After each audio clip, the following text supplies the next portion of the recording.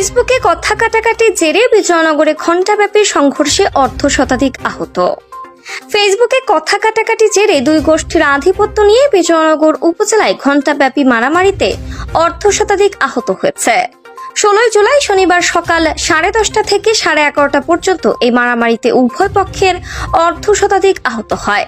তাৎক্ষণিক আহতদের নাম জানা যায়নি। আহতরা ব্রাহ্মণবাড়িয়া সদর হাসপাতাল সহ বিভিন্ন হাসপাতালে চিকিৎসাধীন রয়েছে। পুলিশ ও স্থানীয় সূত্রে জানা যায়, উপজেলার হরসপুর ইউনিয়নে হাজিপুর গ্রামে দুই যুবকের মধ্যে ফেসবুকে কথা কাটাকাটি কেন্দ্র করে গত 14 জুলাই মৃত সুরত আলীর ছেলে আরজু মিয়া ও তার মেয়ে আকলিমা বেগমের ওপর অতর্কিত হামলাকে কেন্দ্র করে 2 দিন যাবৎ এলাকায় উত্তেজনা বিরাজ করলে 16 জুলাই সকাল 10:30টায় পাঠানবাড়ি ও ঐক্যবাড়ি কয়েক শত লোকজন রক্তক্ষয়ী সংঘর্ষে জড়িয়ে পড়ে। আশেপাশের গ্রামের লোকজনের সহযোগিতায় ঘণ্টাখানেক ধরে পুলিশ পরিস্থিতি নিয়ন্ত্রণে আনে। বিজয়নগর থানার ইন্সপেক্টর অমিতাভ দাস তালুকদার জানান, মারামারির খবর পাওয়ার সাথে সাথেই ঘটনাস্থলে পৌঁছে বিজয়নগর থানার পুলিশ পরিস্থিতি নিয়ন্ত্রণে আনে। পরিস্থিতি এখন পুলিশের নিয়ন্ত্রণে রয়েছে।